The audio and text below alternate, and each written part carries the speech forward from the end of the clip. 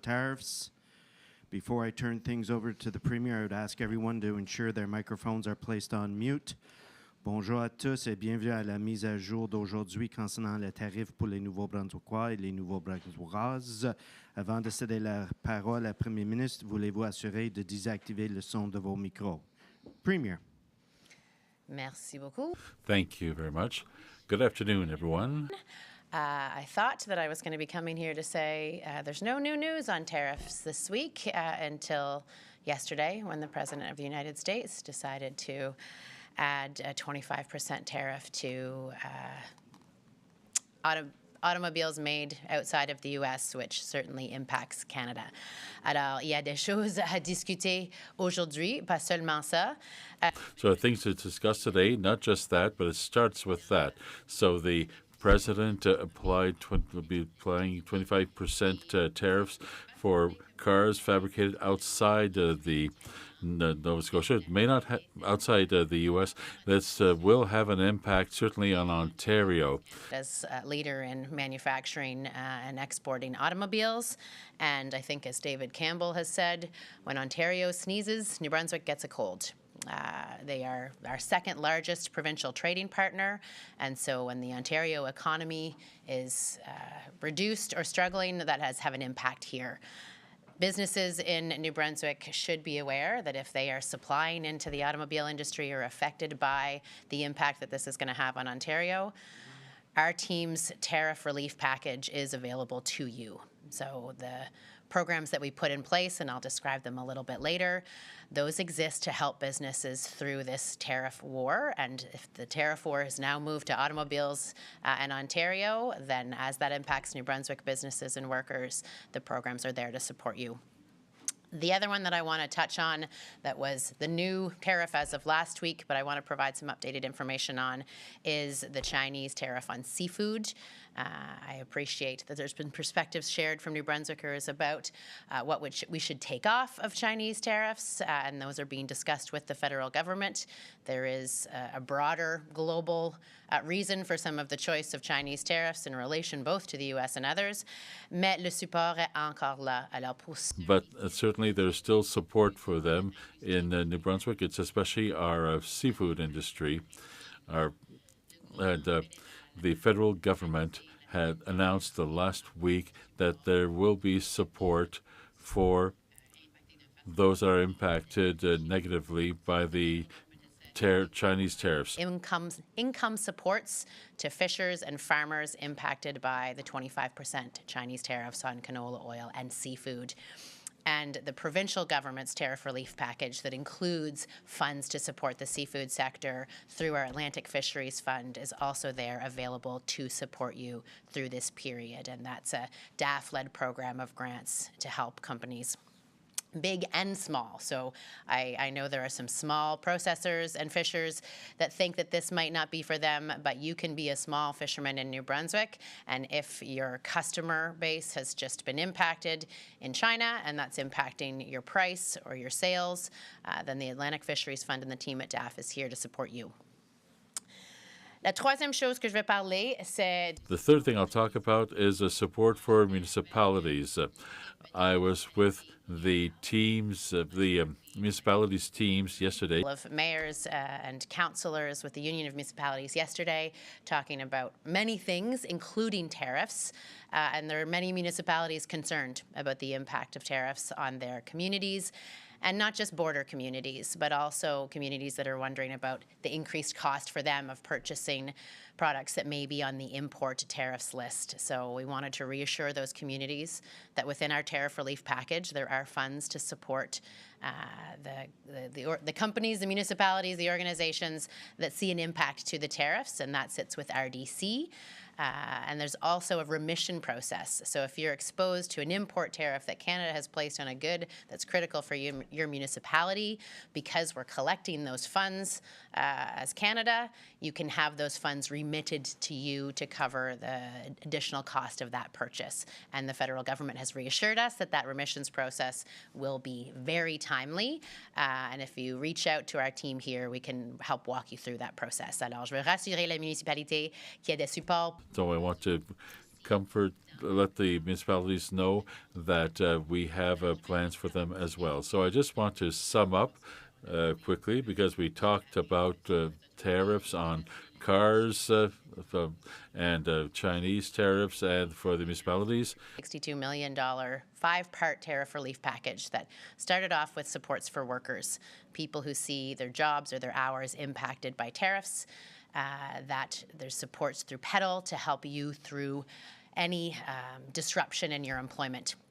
And then we have the programs to support businesses impacted by tariffs. And so there's a working capital program to help if your revenues are taking a hit because of a decrease in purchases, in this case because of the steel and aluminum tariffs and the cost that those will put on your business. There is also our competitiveness and trade diversification and productivity package.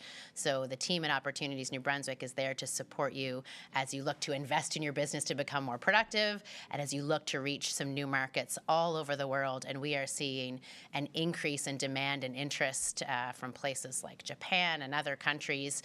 So it's a really great opportunity to get together with ONB and other New Brunswick businesses and take this opportunity to find some of those new markets and countries that really want to support Canada at a time like this and want some of the best products that are made in this country, which are made here in New Brunswick. The next piece of our plan is our interprovincial trade barriers work. So I continue to be engaged around the national table, particularly last Friday in Ottawa for another First Ministers meeting, talking about how New Brunswick is leading the way on labor mobility and how we have recognized that any Canadian credential earned in another province in Canada is going to be recognized here in New Brunswick, and that those people can get to work the first day that they arrive in our province, and that'll help our businesses and our economy move quickly because there's a lot of time spent in that wait and red tape and cost to get the person that you need on the job for the project that you're trying to deliver. There's also the work that we're doing with the other provinces in Atlantic Canada and with the rest of the country to take down the regulatory barriers that add cost and challenge to doing business in Canada. Alors, on continue ce travail. Je suis encore... I'm encouraged by the fact that by comments that we've received from Quebec, Nova Scotia, and other provinces to limit the internal trade barriers between our provinces in order to improve access to new markets for New Brunswick, but access also to clients throughout Canada. Bon, j'ai fait les ouvrières, les barrières commerciales internes. Les derniers que je vais mentionner, the next one I will talk about are the... I don't need to encourage you to do that because you have been doing it in spades, New Brunswick, and I want to say thank you for that. J'apprécie énormément chaque fois. It's greatly appreciated every time I hear about a business here in New Brunswick that says that there are local purchases have been going way up because they're seeing more and more opportunities with local clients and throughout Canada. This makes a difference. Buy New Brunswick and Canadian products and really just stop buying American products like we've been doing here at the government. That makes a difference. It's starting to be noticed in the U.S. that we have stopped going there. We have stopped our bookings there. We have stopped buying their products. And we've even stopped supplying some of our goods to them. And it's starting to destabilize and create rumblings from the United States. And so it's working. Keep doing it. Buy New Brunswick made, and thank you for that.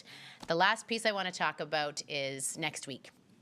We expect news from Washington on the tariffs on April 2nd.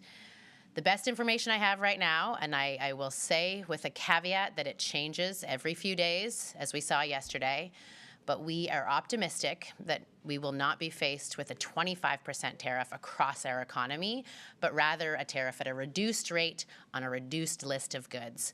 What that reduced rate is, I can't say. I could guesstimate 10%, 15%, but less than 25%. What that reduced list of goods is, at this point we're looking at steel and aluminum and auto imports. We anticipate more things will be added, but it's some measure of progress that it will be less than 25% and less than all goods that come from Canada. Alors ça, c'est qu'est-ce qu'on imagine va venir. So that's what we think is going to come, but that may change. We are optimistic because the work is they're working very hard. The Minister and Minister LeBlanc are working hard, and we are continuing our conversations with governors and senators and other people from who are business leaders in the United States, and little by little are seeing the impact of those tariffs on their state and their business. So we are cautiously optimistic as to what's coming on April 2nd, that it will not be the worst case scenario. Toronto next Thursday, selling New Brunswick to people that want to invest in our province and our economy here. And because we expect the news to come out on Wednesday of next week, I'm going to be doing this weekly update next Wednesday. The time is not yet confirmed, sometime probably between 2 and 4 in the afternoon, depending on when we get the news from Washington. And then certainly Team Canada and the First Ministers are looking to get together quite quickly after we get the word from Washington to prepare what our response looks like and finalize what those actions, additional actions in terms of retaliatory tariffs, additional actions in terms of other impacts to the U.S. will be. So you won't see me here next Thursday, but plan for Wednesday afternoon. And as soon as we get news from Washington, we will be here with you to let you know how New Brunswick's response is changing and what else is happening. Je vais vous rassurer qu'on va être ici. I assure you that we'll be here each week, but it will not be Thursday, it'll be Wednesday. And once we know what the reality will be for tariffs, at this time we think they will be reduced from 25% to, and on not as many products will be covered. And once we have the news, perhaps after a meeting, we'll try to meet as Team Canada, and we'll be here at that point to share all this with you. With the automobile tariffs, you can access our tariff relief package. With the Chinese tariffs, you can access our tariff relief package. Municipalities who are seeing impacts can access our tariff relief package. The team here at GNB is ready to take your calls and make sure we have the flexible support to get you through this, and then keep buying New Brunswick made and buying local, and we will get through this storm and be stronger on the other side. Merci beaucoup. Merci beaucoup, Premier. Thank you. We'll now proceed with questions from members of the media. We do have a limited time for questions, so each reporter will have a question and the quickest follow-up. You have the right to pose your question in the official language of your choice. Just to let you know, I will be alternating between members of the media who are present in this room and those online. Nous allons maintenant procéder aux questions des journalistes. Nous disposons d'un temps limité pour les questions. C'est pourquoi je vais alterner entre les organismes de presse. Chaque journaliste a un droit à une question et un suivi très rapide. Vous avez le droit de poser vos questions dans la langue officielle. John Chilbeck, Post Media. As you know, the tariffs from China on seafood is in response to our 100% tariffs on electric vehicles they're producing. How firm are you with the rest of the provinces on supporting that tariff on electric vehicles from China? Could you give your thoughts on that and whether it should be reduced to encourage the Chinese to take off our tariffs on lobster and crab? There's definitely a conversation happening both around the First Minister's table and then between the federal government and China about that. Part of the move to put 100% tariff on Chinese EVs was in partnership with the United States, because both of our countries see China as a bigger threat. And so there is concern that removing the tariff on Chinese vehicles will make our relationship and situation in negotiating with the U.S. worse. So we're weighing options and evaluating what can be done to diminish or eliminate the Chinese tariffs while still ensuring that our work to eliminate or reduce the U.S. tariffs is on the right track. So I just want you, but how do you feel about it? Well, certainly I don't want to see a 25% tariff on seafood from China or from the United States, because seafood is a huge part of New Brunswick's economy and identity, and we don't want to make things more challenging for our businesses here in New Brunswick. And I think that there are EVs out there that folks can have access to from a number of other countries. But I think that we have to do these negotiations in parallel.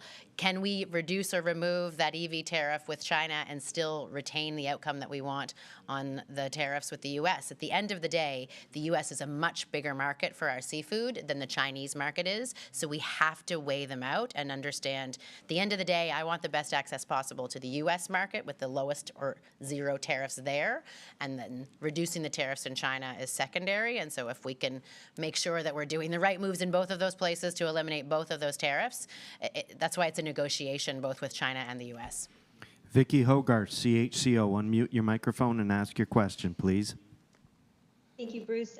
Premier Holt, I apologize for sounding like a bit of a record, but according to the mayor of Campobello, sports teams are no longer wanting to travel to the island through the U.S., which means students of the local school are not able to have the same educational experience as other New Brunswick students. I'm just wondering if there's any talk at this point in time about potentially funding the seasonal ferry to start earlier. It's still 3 months away from the start date. Thanks for the question, Vicki. And you don't sound like a broken record at all. Interestingly, the mayor of Campobello and others aren't the only ones looking at sports travel to and through the U.S. We had students from Harborview High that were in the legislature the other day expressing some of their own concerns about tournaments on the other side of the border and whether those were trips that they should be making or how they would be received on the other side. And the conversations about a seasonal ferry and the timing of the seasonal ferry, those have been looped in with the longer-term conversation about what the permanent solution is for Campobello, as well as the shorter-term conversation about how do we support the island with exemptions and what's happening for residents of Campobello at the border. So we do not want to see, those students are already, like yesterday and a year ago, the last time I was on Campobello, I had teachers and parents expressing to me the frustration that it's always them that travels to the mainland for tournaments and sporting activities, and it's practically never other teams that are coming to Campobello to compete, and it's not equitable. And so there's a challenge there that needs to be addressed, and having sort of ferry access to get to Deer Island and to get over to the mainland is one piece of it, and making sure that New Brunswickers know that thankfully we're watching the borders. The volumes are much, much lower of New Brunswickers going into the U.S., but we are watching carefully the treatment of New Brunswickers as they pass through the U.S., whether it's for sports events or otherwise, to make sure that people are safe and that they're being looked after by us and by our friends in Maine. Ms. Hogarth, do you have a follow-up? Yes, thank you, Bruce. On that note of exemptions, how has the federal election complicated any attempts to get exemptions for islanders on the tariffs they pay on just basic needs? Yeah, it has, in that we've been pushing with the federal government and have been in conversations with them practically daily about getting those exemptions carved out. And of course now we're being told it's caretaker mode, but that hasn't stopped the team at IGA from engaging. There's been proposed solutions that are a little softer, that we would prefer to see an exemption put in place than just be reassured that the border agents are being very flexible and are treating people in a friendly way. That's not something you can take to the bank. We want to see an exemption put in place. So we haven't had success with the federal government yet to get that yes or get that enacted, but we haven't stopped pushing them to do it. Thank you very much. Sky from Global, unmute your microphone and please ask your question.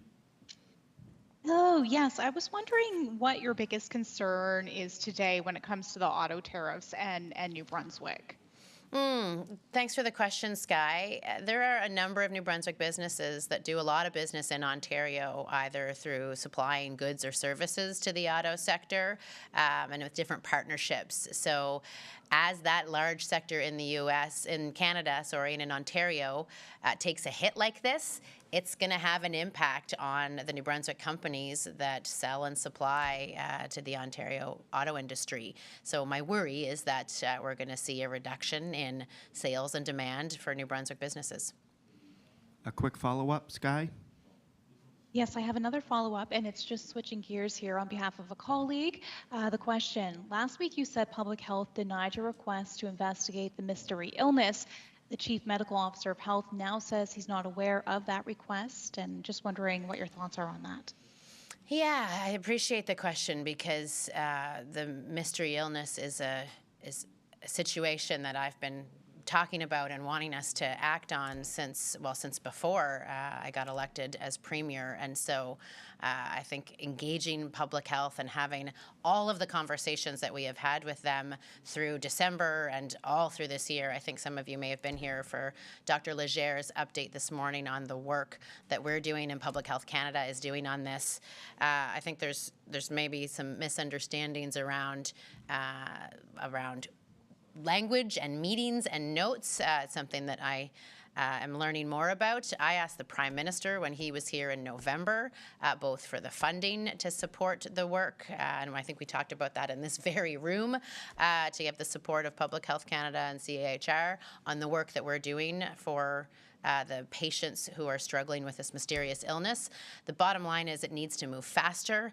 We need all hands on deck. We appreciate that Public Health Canada is here and on the ground and doing the work now, and we're trying to use every resource possible to get that work done as quickly as possible so that patients can get the information that they desperately need to understand what's going on. And so I'm pleased that Public Health Canada is on board with us. A leadership role or a partnership role, I think, is getting into some of the semantics of it, but they're being very helpful, and we're doing the work together. And there has been a lot of conversations to get to the point where we're at now, and thankfully a very clear plan of investigation and work being done on the cases and with the data as of the last number of, I think we're going 3 or 4 weeks now, that they've been hands-on with the patient's information, getting the work done that we need to finally get the information that patients deserve.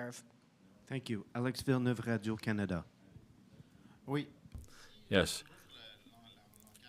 Okay, concerning the neurological diseases, if Public Health Canada and New Brunswick finally find a link between the neurological illnesses and strong doses of glyphosate, will you be passing a law to regulate the levels used? Well, certainly if we wait for their work, if we will be waiting for information that we will react in the responsible way to the information that's given to us. I don't want to prejudge the results of an inquiry or of an investigation. The most important thing is to do the work in an independent way, a reliable way, with communications to see what is it exactly and what is causing that illness, and then we will be able to attack the cause to eliminate or reduce the possibility that other New Brunswickers might get it. But also, I want to ask you, will you be following the recommendations? You seem to say yes, but I'd like to know this new step in the investigation. Is your government asked for that, or was it an initiative of public health? The new step, okay. Was it at the request of your government? From our government? Yes, our government, which is pushing for that investigation, asked for the Department of Health and for Public Health to do that investigation.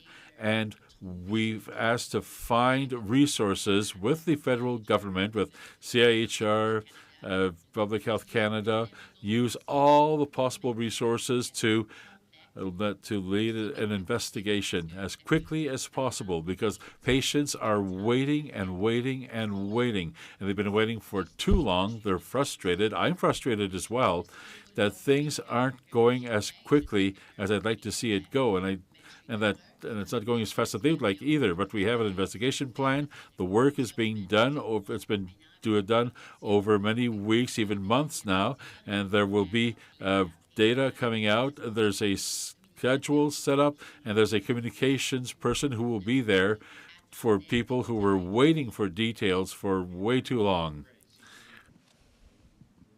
Good afternoon, Premier, and thank you for taking the time. You talked about the automotive industry and the new tariffs on them, and talked about the relief funding that's available for them. How quickly can those industries access that money?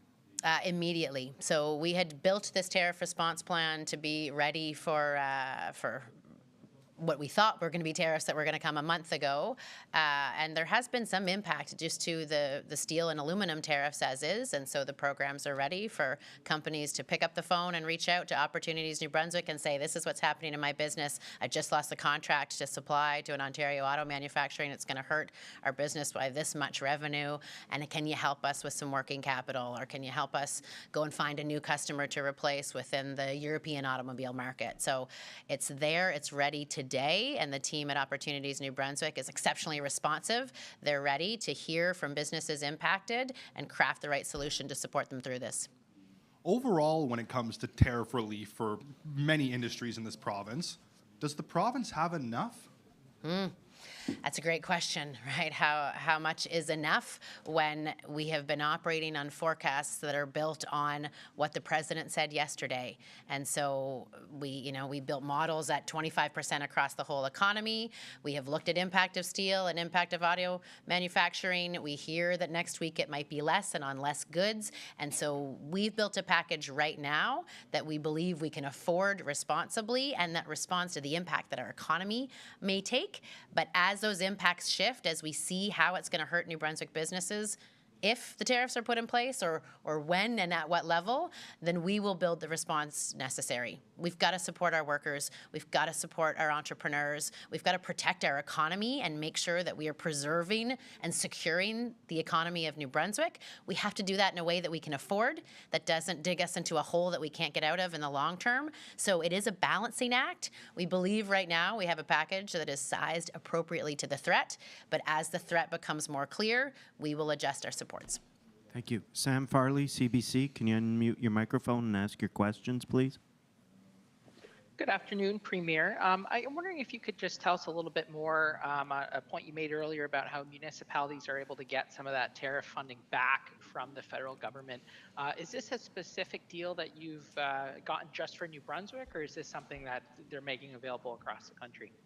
Thanks for the question, Sam. There's two pieces to the tariff supports that I think the municipalities can take advantage of if they see impacts in their community. So we have a fund with RDC, and that's to help municipalities who have seen whether it's border-related activity drop or businesses in their communities have been affected, and that's come to the municipality.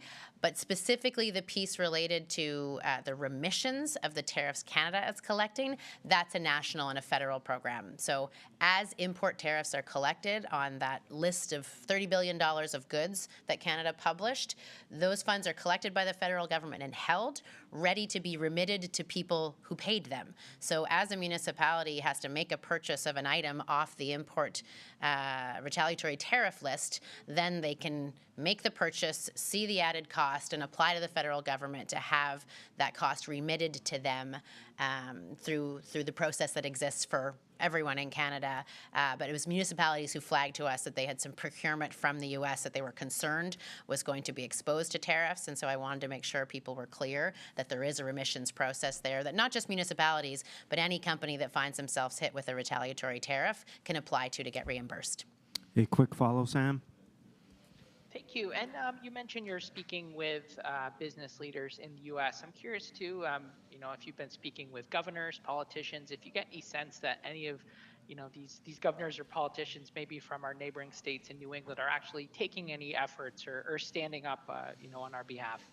Yeah, we are seeing a bit of it, particularly from our closest neighbors, and we are hearing more and more that senators and governors, particularly in Republican states, are starting to see the impact and are starting to understand better how this is hurting Americans with the steel tariffs and aluminum tariffs that are in place and with the retaliatory actions that we've taken with the ceasing of procurement from U.S. companies that the New Brunswick government and other provinces have undertaken.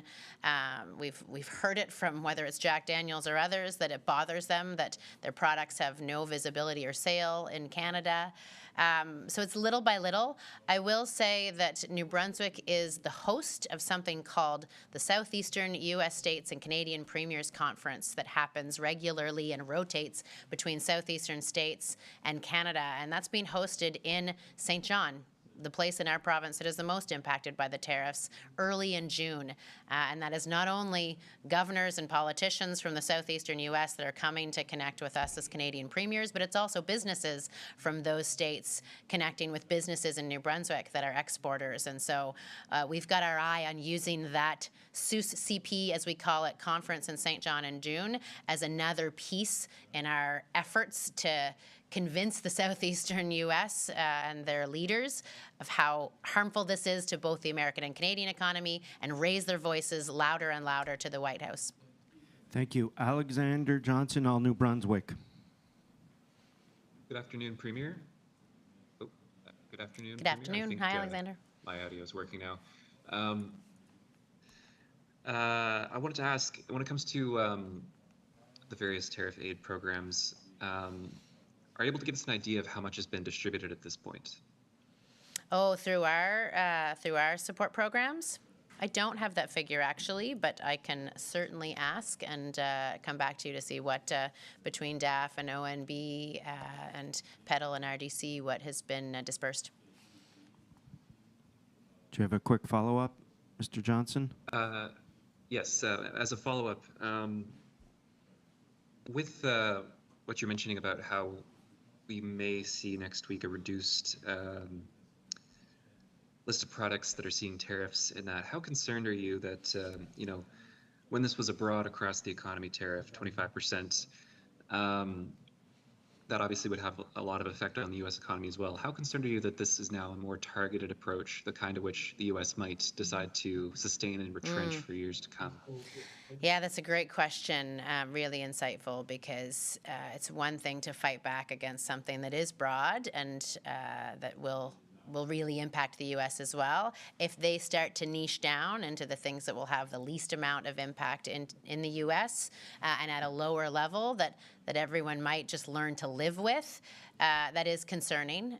I mean, we've been living with softwood lumber tariffs for quite some time, although if they are on this list and get more tariffs on top of the other ones, then it will render the sector extremely uncompetitive and very challenging. And we've always been worried about them breaking it up into sectors and either pinning one sector against the other or one region against the other, because we know that we have a lot of influence in things like energy and minerals and critical exports like petroleum and others, that they need to grow their economy. If they carve all of those things out and just focus on the least damaging to them, that may be harder for Canada to shrug off or to negotiate away. So there's pros and cons, and thankfully we have some very skilled people at the table who will be working on what the right response from Canada is to make sure that ultimately we eliminate tariffs from the U.S. on the Canadian economy. Thank you both. We're slowly running out of time. So Sheldon from Maritime Broadcast, quick question. Thank you. Premier, you had floated an idea of an Atlantic bubble for free trade. Nova Scotia's Premier seemed a bit cool to that, instead suggesting he would be more focused on a national level. And in fact, Mark Carney said he'd like to see all interprovincial trade barriers come down by Canada Day. Your thoughts on prioritizing one over the other? Oh, I think we all want to see interprovincial trade barriers come down, but Canada Day on July 2nd, I had a hunch that we in the Maritimes and in Atlantic Canada could move more quickly, and actually the Premier of Nova Scotia is the one that's pretty most on board, along with PEI and New Brunswick, because they had already put in place the notion of a reciprocal agreement. We thought, let's just do it all together as an Atlantic zone, and actually New Brunswick has taken steps to remove our barriers independently and to put forward the most aggressive labor mobility program that removes all barriers to labor from other parts of Canada to work in New Brunswick. So I thought that we could get the jump and maybe move a little more quickly, and maybe a little bit of the cynic that was in me that was thinking, is this really going to happen by Canada Day? And do I think all these other provinces are going to get on board? At least we in Atlantic can do something meaningful here. But the ultimate goal is to reduce interprovincial trade barriers nationally. We all want to see on Canada Day that we're celebrating a serious reduction or complete removal of barriers to do business across this country. Sheldon, the quickest follow-up. The quickest follow-up. Back to the issue about the undiagnosed neurological disease. Dr. Leger suggested that this next analysis, isn't necessarily looking for the cause. I'm wondering, when does that happen? When will government focus on finding the cause of that? Well, the first step is to find out what the problem is. So it's looking at these, I think it's 222 maybe patients that we have data on right now that's being analyzed. I think that number could grow because we're told there's more patient data to come, and understanding what is it? And then once we have a clear sense of who's experiencing what impacts and where, then that can help drive the what's causing it conversation. And that's the piece that gets us access to some of the funding for research that we are being told we're not eligible for when we're in the analysis and investigation stage of the patient data.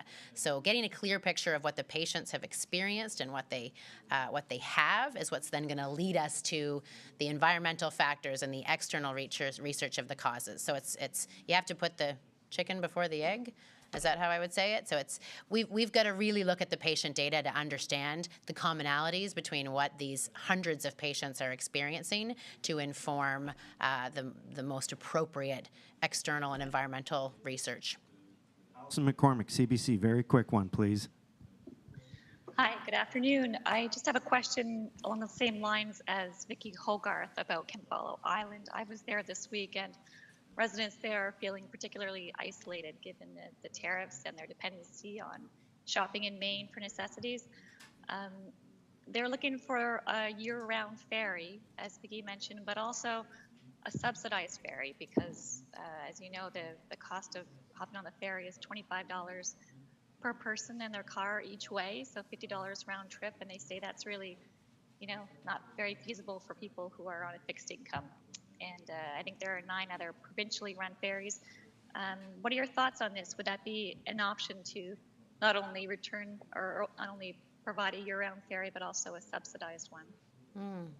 Thanks for the question, Allison. I appreciate that point, actually, because the conversation about the Campobello ferry has been certainly ongoing with the residents. I've been a bit dismayed that there isn't more information on the government side of things that have been looked into over the last 6 years in terms of the solutions that I've heard islanders present and lots of different options about how we could do this, conversations about the cost of the ferry, the contract of the current ferry, and what residents have to pay for it. I think the last time I was there, I had a little punch card to use, and Minister Kennedy was actually just there last week meeting with residents and meeting with the mayor to talk about this. So I appreciate that suggestion, the notion of the cost of the ferry right now and the alternative being to go through the U.S. in the midst of a tariff war. I think that's worthy of consideration at this point in time.